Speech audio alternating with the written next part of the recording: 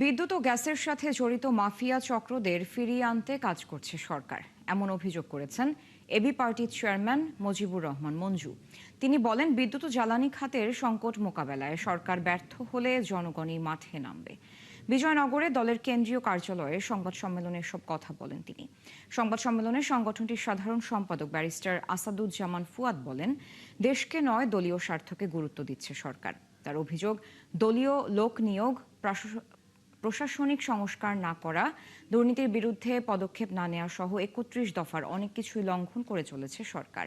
তিনি অভিযোগ করেন, স্বজনপ্রীতির মধ্য দিয়ে মায়ের দোয়া কমিটি থেকে বাপের দোয়া ক্রিকেট টিম বানিয়েছে সরকার। অভিনন্দন জানাই। সেমিস্টার অলরেডি শেষে।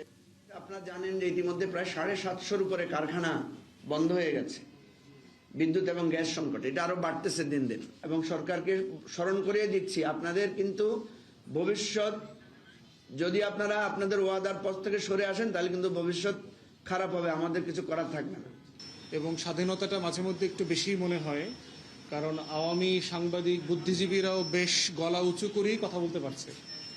এত উঁচু করে গত ২০ বছর বিএনপির নেতাকর্মীরাও কথা বলতে পারে নাই।